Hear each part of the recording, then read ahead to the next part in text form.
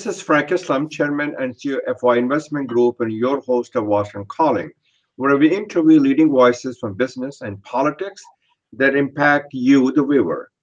Today, we are fortunate to have a distinguished guest, Ambassador K P Fabian.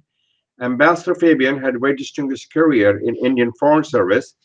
So, Mr. Ambassador, thank you for coming to our show. Appreciated that very much. My pleasure. My pleasure and privilege. Please tell us a little bit about yourself for our global audience because it goes to all over the world. So tell us a little bit about yourself. Go ahead. Thank you, Mr. Frank Islam. I am from India. I was born in Kerala in a village called Udayamperu, where in 1499 there was 1599, there was a synod held, presided over by an archbishop from Goa. In other words, Christianity came to Kerala in AD 52. St. Thomas came there. And I am a Roman Catholic, and I got my name Fabian from my mother's father's name, because the second son gets the mother's father's name. I joined the Indian Foreign Service in the last millennium, that is 1964. Wow. And that first posting was Madagascar, later Austria. Well, coming to your continent where you are, my first posting was as Deputy High Commissioner in Canada in 1982. I was acting High Commissioner for 2 years. During the time of the Blue Star, that is attack on the Golden Temple in Amritsar, when Indira Gandhi was Prime Minister. And we also had a Kanishka tragedy. And then I moved on to Finland as ambassador. Later, back in Delhi as Joint Secretary Gulf, when Saddam Hussein decided to have a picnic in Kuwait, and we had to evacuate more than 176,000 of our nationals from Iraq, Kuwait.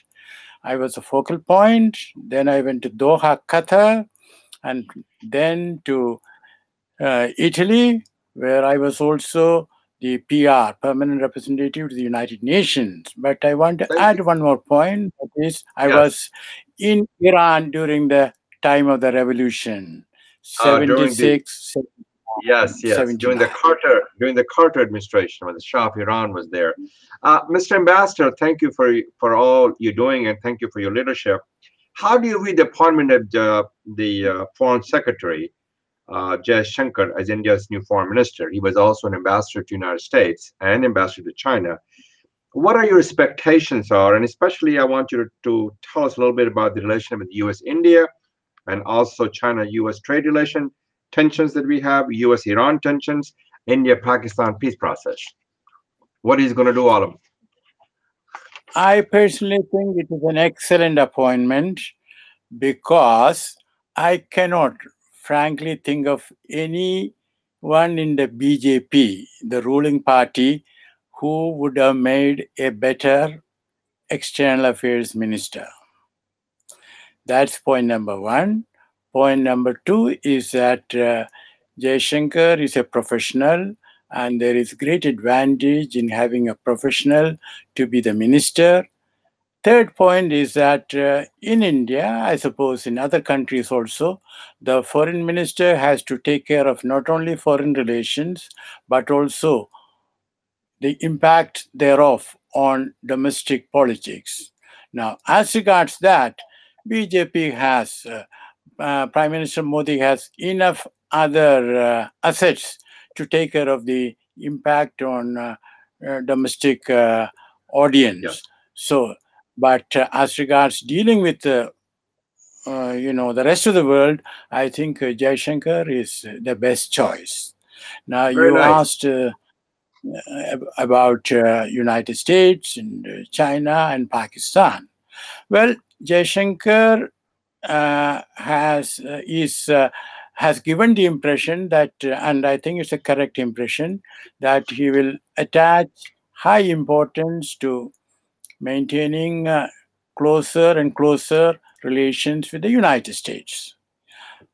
And of course, he has the advantage of having Modi, Prime Minister Modi's ear. But then we should also recognize that he is not the only one who has Prime Minister Modi's ear as far as foreign relations go. Amit Shah, the Home Minister, and also Ajit Doval, the National Security Advisor, and of course, let us be frank about it, the RSS, the Rashtriya Swayamsevak Sangh, which begat the BJP. So these are the influences on Mr. Modi's mind. But most important factor is that after listening to all concerned, Mr. Modi makes up his own mind. He might go by advice or he may not go by advice.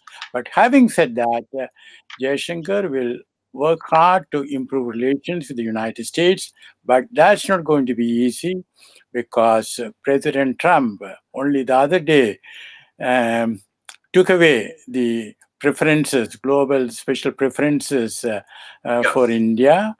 And generally, he has been saying that, India is sort of has very high tariffs and America has a certain deficit with India. So that is going to be a problem.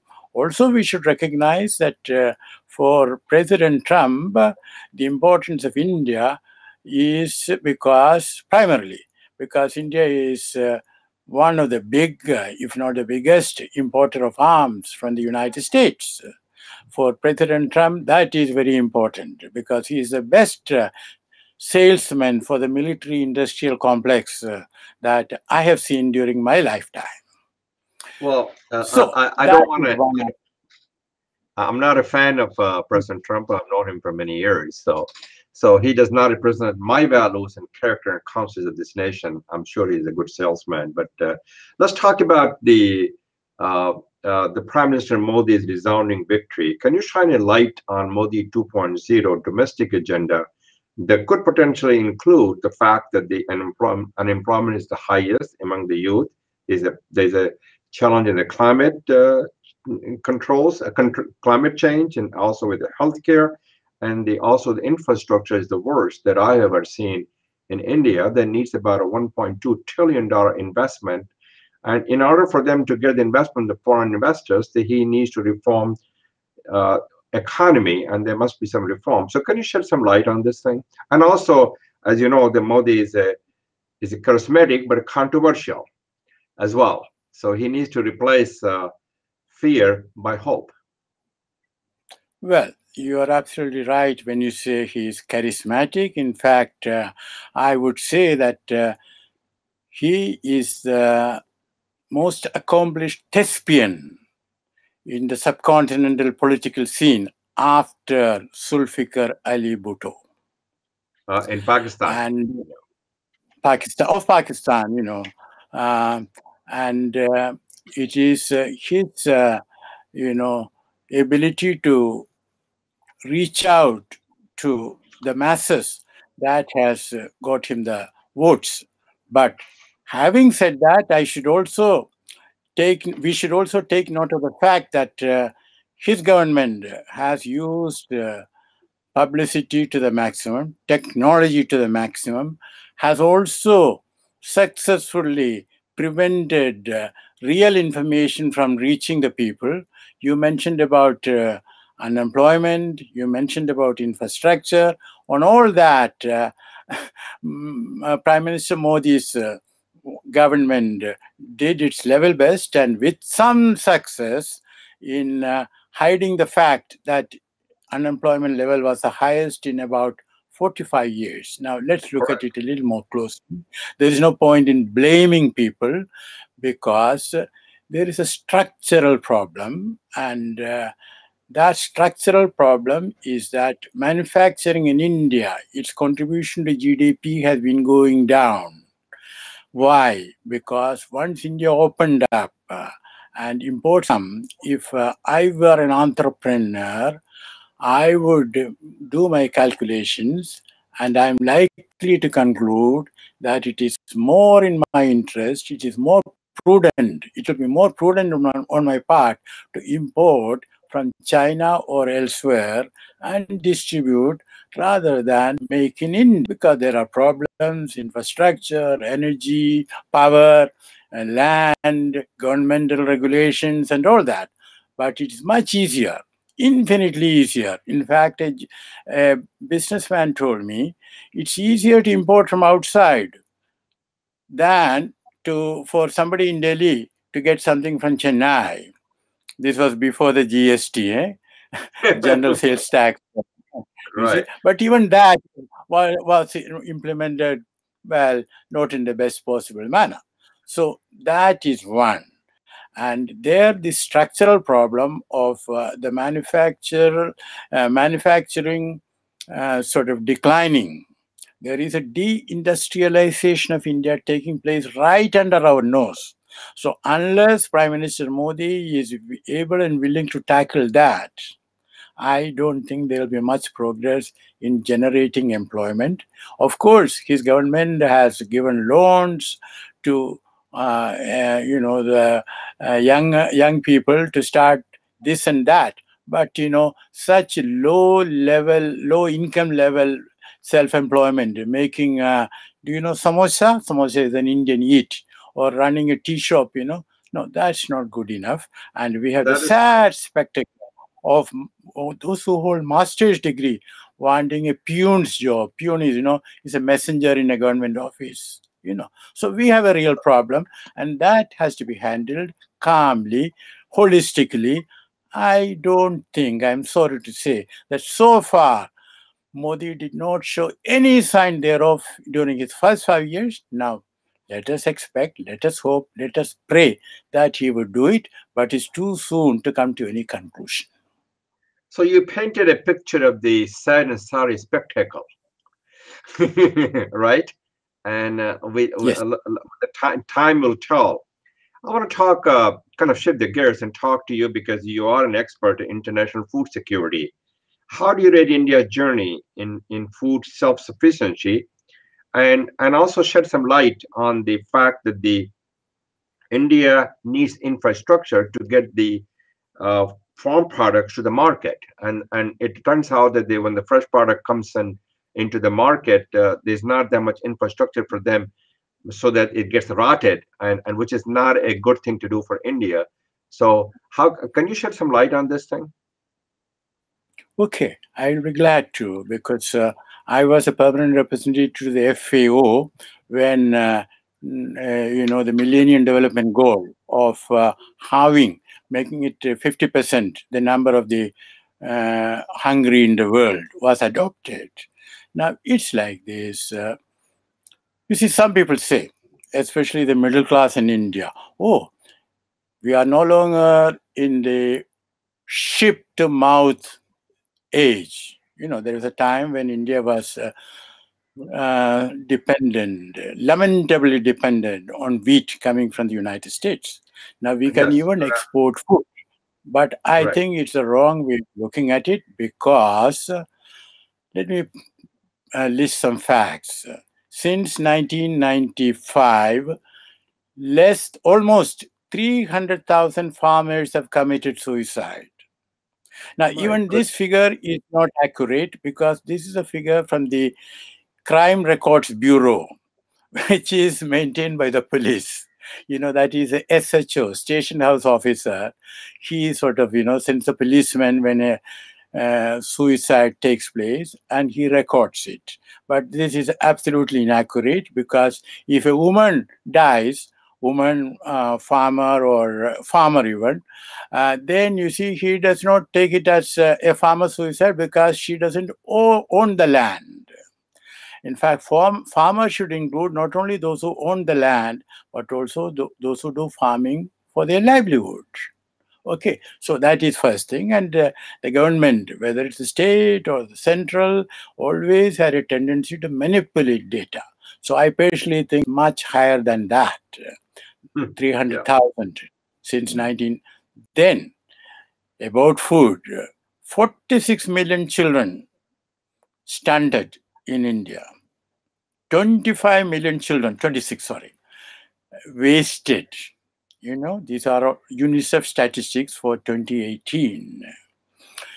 So there is a real problem, and Indian agriculture in a sorry state, because our output per acre is a land, unit of land area, is rather low. So we have problems, and in between GM cotton has come in. That has also contributed to farmer suicides. In fact, a holistic agriculture, not only during the last 5 years of the Modi government, but even previously. So India has to pay serious attention to the crisis in India's agriculture and the crisis that is facing the millions of farmers who feed us. That's a good way to put it. And also, they need to improve the infrastructure in order for them to get the product from the market to the from the farm to the market. I would like you to close the conversation to talk about how India can gain some of the manufacturing sectors, which is because of the U.S. And China trade tensions going on over here, and also the fact that China has China's labor market is getting expensive, and it's a lot more expensive. Some of the manufacturing sectors have been moved to Cambodia and Vietnam, but can India be beneficiary of that? If so, what they have to do to make that happen?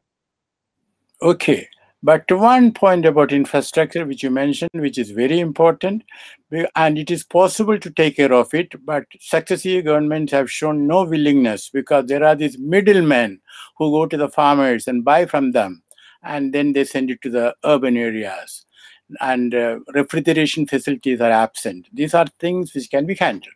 Now, coming to China and United States and the rest of the matter which you mentioned, well, these tensions are there. For example, China has consistently refused to let India export pharmaceutical products to China.